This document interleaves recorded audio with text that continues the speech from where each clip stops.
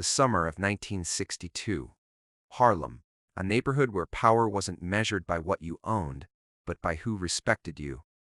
Where a man's word carried more weight than any contract, and betrayal didn't just cost you money, it cost you everything. In this world, Ellsworth Bumpy Johnson was king, not because he claimed the title, but because even his enemies knew better than to challenge it.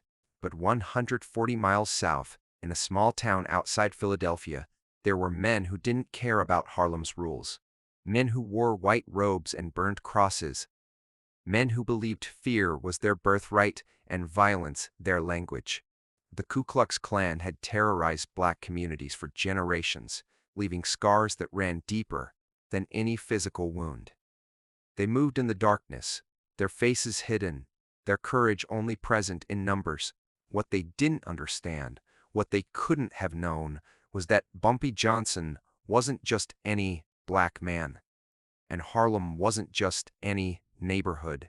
It started on a Tuesday night, July 17, 1962, approximately 11:47 p.m. Bumpy's brownstone on West 147th Street sat quiet.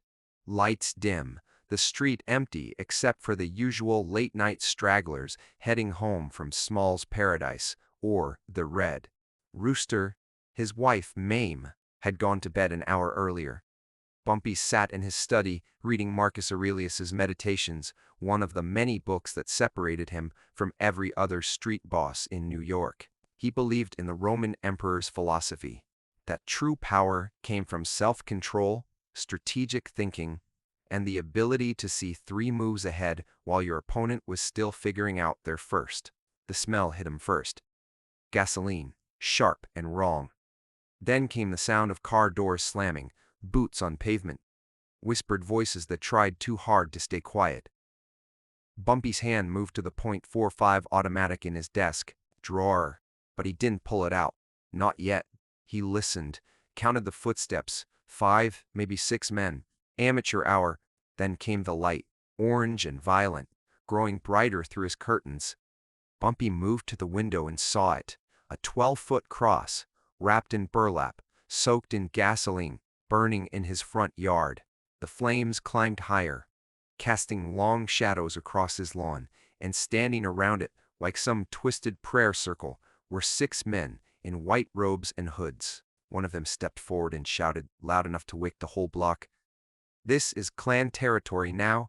You and your kind need to remember your place, boy.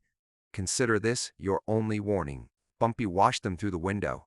Didn't move, didn't react. Just watched, studied their body language, their positioning, the way they kept glancing at their cars. 2 vehicles parked at the end of the street, engines running, ready for a quick exit. A coward's playing dress-up. They thought the robes made them powerful. They thought the burning cross would make him afraid. They had no idea what they'd just started. Mame came downstairs, her robe pulled tight, eyes wide with the kind of fear that came from knowing this particular nightmare too well. She'd grown up in the South. She'd seen what the Klan did to families, what they did to men who forgot to lower their eyes or step off the sidewalk. "Bumpy," she whispered, her voice shaking, "we need to call the police." Bumpy turned to look at her. His face was calm, too calm, and that's when she understood. This wasn't fear in his eyes, it was calculation. "The police?" His voice was quiet, almost gentle. "Baby, by the time those boys in blue get here, these clowns will be long gone, and even if they caught them, what then? A fine? A night in jail?" He shook his head slowly. "No, this requires a different kind of response." The men outside finished their little show. They shouted a few more threats, threw some pamphlets onto his lawn, cheaply printed hate screeds about racial purity and knowing your place, then piled into their cars and disappeared into the night. The whole performance lasted maybe 7 minutes. They probably felt invincible driving away, probably laughed about the scared look they imagined on the face of that uppity Negro from Harlem. They had no idea Bumpy had already memorized both license plates. By sunrise, Bumpy had made 3 phone calls. The first was to a man named Jerome who worked at the DMV and owed Bumpy a favor that went back to 1956, when Bumpy had kept Jerome's brother from getting killed over a bad gambling debt. Within 2 hours, Jerome called back with names and addresses for both vehicles. The second call went to a police detective named Louis Sherman, one of the few honest cops in Harlem who understood that sometimes justice and the law weren't quite the same thing. Sherman confirmed what Bumpy suspected. These weren't local Klan members. They'd driven up from Pennsylvania, part of a chapter that had been getting bold, crossing state lines to send messages to prominent black figures. They thought Harlem was too far for anyone to retaliate. Too much distance. Too much protection. The third call was to a man named Frank Lucas, young, ambitious, hungry for respect.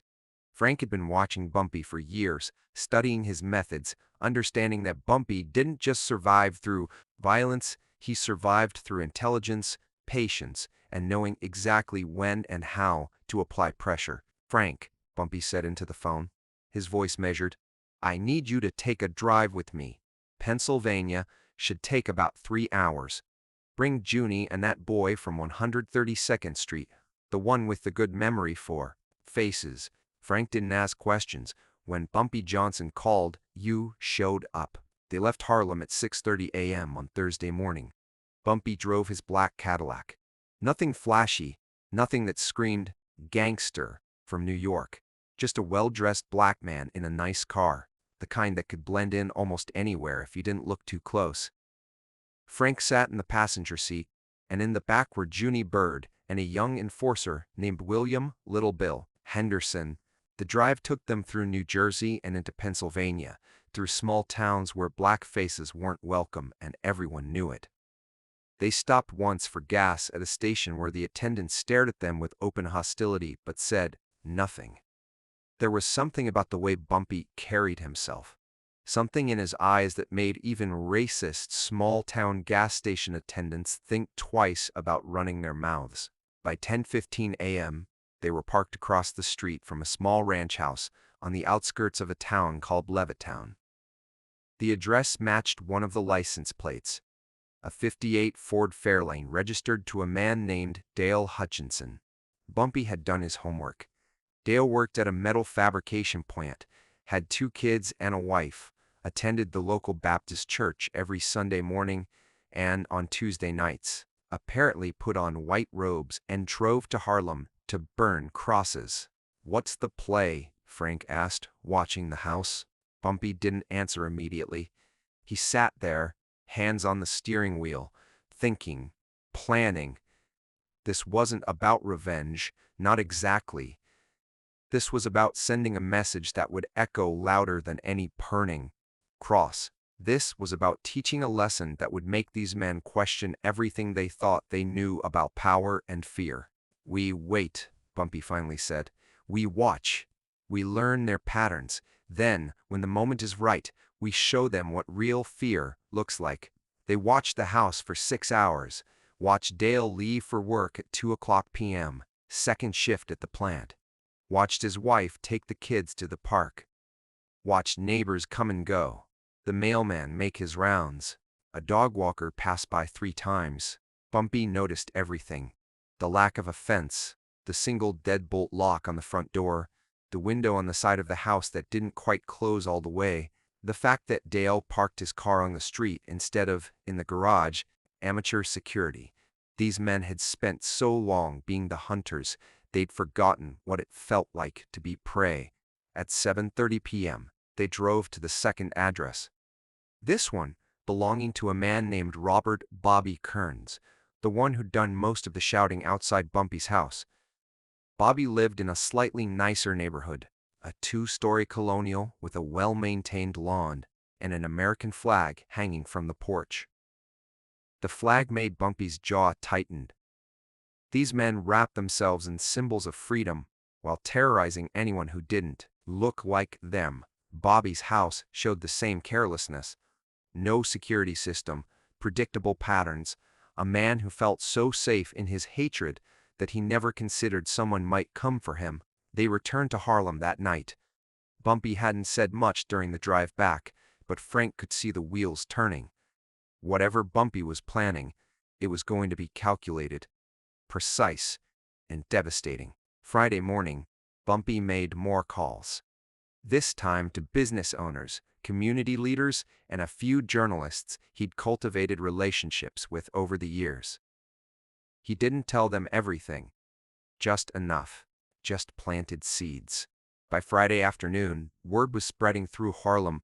Something had happened to Bumpy Johnson, something involving the Klan, and Bumpy wasn't running, wasn't hiding, wasn't calling the FBI or the police or the NAACP. He was planning. Saturday night, July 21st, 1962, approximately 2:47 a.m. Dale Hutchinson woke to the smell of gasoline. The same smell he'd helped create outside Bumpy's house just 4 days earlier. For a moment, still half asleep, he thought maybe he'd left a can of gas open in the garage. Then he heard the crackling, saw the orange glow through his bedroom window. A cross, 12 feet tall, burning in his front yard. Dale stumbled out of bed, his heart hammering. His wife was screaming. The kids were crying. He ran to the window and saw 6 figures standing around the cross, not in white robes, in simple dark clothes, faces visible in the firelight, and standing at the front, arms crossed, was a black man in an expensive suit who looked at Dale with eyes that held no anger, just cold, calculating certainty. Bumpy Johnson had come to Pennsylvania. Dale's hands were shaking so badly he could barely get his fingers around his shotgun. He ran downstairs, threw open the front door, and raised the weapon. But before he could get a word out, Bumpy spoke. His voice carried across the yard, calm and conversational, like they were discussing the weather. "You can pull that trigger if you want, Dale, but then my associates here will burn your house down with your family inside, or—" He paused, letting the word hang in the air. "You can put the gun down. Come out here and have a conversation like civilized men." Dale's wife appeared behind him, clutching their 2 children. The cross burned higher. The heat was intense even from the porch. Dale looked at his kids' terrified faces and lowered the shotgun. "Smart choice," Bumpy said. "Now walk over here." Dale's legs barely worked. He stumbled down his porch steps and across his lawn, stopping about 10 feet from Bumpy. Up close, the man was even more terrifying, not because of any visible weapon or aggressive posture, but because of the absolute certainty in his eyes.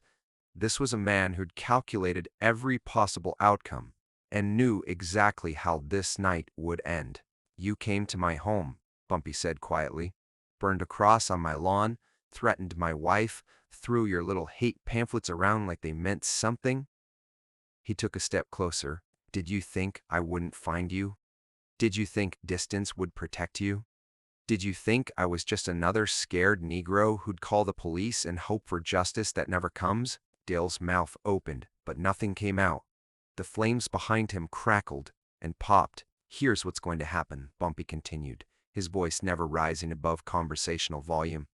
"You're going to call every single member of your little Klan chapter. You're going to tell them what happened here tonight. You're going to tell them that Bumpy Johnson from Harlem came to Pennsylvania, found you in your home, and made you understand something very important. That fear is a weapon that cuts both ways. That when you terrorize someone, you better make sure they don't have the resources, the intelligence, and the will to return that terror tenfold." Bumpy reached into his jacket. Dale flinched and pulled out a photograph. He held it up so Dale could see it in the firelight. It was a picture of Dale's kids at the park. "Taken yesterday by one of Bumpy's men. I know where your children go to school," Bumpy said, his voice still impossibly calm. "I know where your wife shops for groceries. I know what time your mother visits on Sundays. I know everything about you, Dale. Everything. And if you or any of your friends ever, and I mean ever, come near me, my family, my neighborhood, or anyone under my protection again, I won't burn a cross in your yard." He leaned in closer, his voice dropping to barely a whisper. I'll burn everything you've ever loved to the ground. And you'll watch. The silence that followed was broken only by the crackling flames. Dale's face had gone pale. Sweat ran down his temples despite the cool night air. He nodded.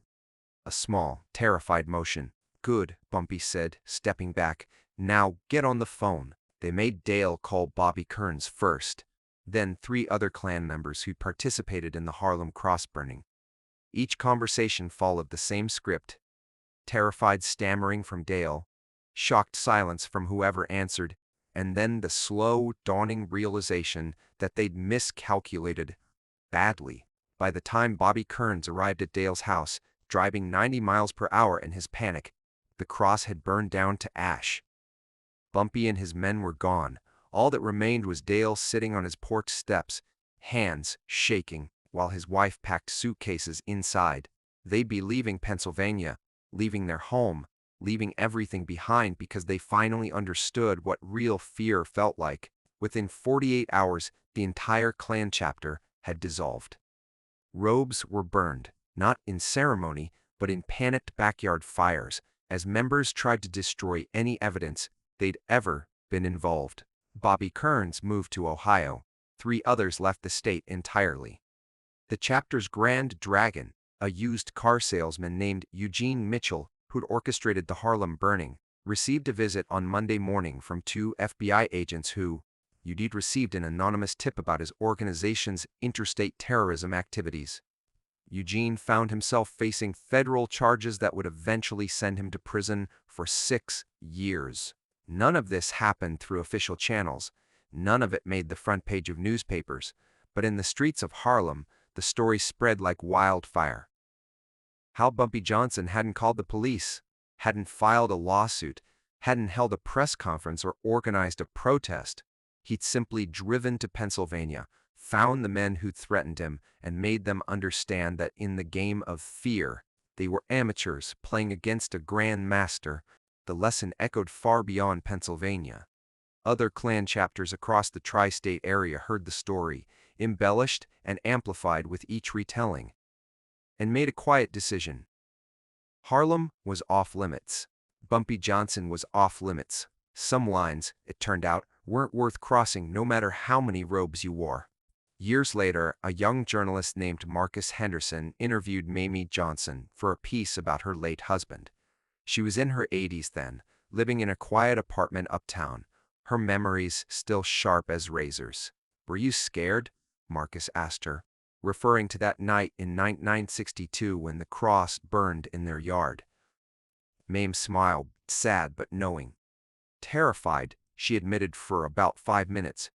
Then I looked at Bumpy's face and I knew those men had made the biggest mistake of their lives. See, they thought they were teaching us a lesson about fear. What they didn't understand was that my husband had been studying fear his entire life. He knew its anatomy, its weaknesses. He knew that real terror isn't about spectacle or costumes or burning crosses. Real terror is personal, intimate. It's making someone understand that every single thing they love exists only because you allow it to exist. She paused. Looking out the window at the Harlem streets her husband had protected for decades. Those Klanmen thought their robes made them powerful. They thought hiding their faces made them untouchable. But Bumpy taught them something that night, that a mask only works if your enemy doesn't know who you are. And Bumpy always did his homework. The story of what happened in those 5 days became legend in Harlem, not because of the violence, there was remarkably little of that, but because of what it represented. It was a reminder that intelligence, patience, and strategic thinking could defeat hatred. That knowing your enemy better than they knew themselves was the ultimate weapon. That sometimes, justice didn't come from courtrooms or police precincts, but from one man's willingness to drive 3 hours into hostile territory and make bigots realize they'd picked the wrong target. Bumpy Johnson passed away in 1968, collapsing in a Harlem restaurant at the age of 62. Thousands attended his funeral: police, criminals, community leaders, everyday people whose lives he'd touched or protected, in ways big and small. And somewhere, maybe in Pennsylvania, maybe in Ohio, a few middle-aged white men probably breathed sighs of relief that they'd never have to worry about Bumpy Johnson showing up in their yard again. But the lesson remained. The story lived on. And even now, more than 6 decades later, it serves as a reminder about the nature of real power, that it's not about who shouts loudest or who terrorizes most.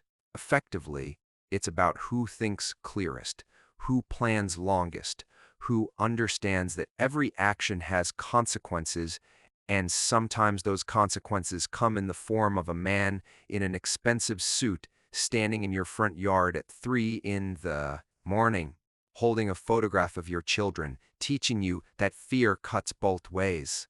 What would you have done if you'd been in Bumpy's shoes? Would you have called the police, filed a lawsuit, moved away? Or would you have done what Bumpy did? Turned the weapon back on those who'd wielded it, showing them that real power doesn't hide behind masks or burn crosses in the night. That true strength comes from intelligence, preparation, and the will to teach lessons that echo for generations. If this story made you think differently about power, justice, and the different ways people respond to terror, drop a comment below, share your thoughts, and if you want more stories about the strategic minds who shaped history, from the shadows, the chess players who saw 3 moves ahead while everyone else was still learning the rules, hit that subscribe button. Because history isn't always written by the victors. Sometimes it's written by those smart enough to make their enemies destroy themselves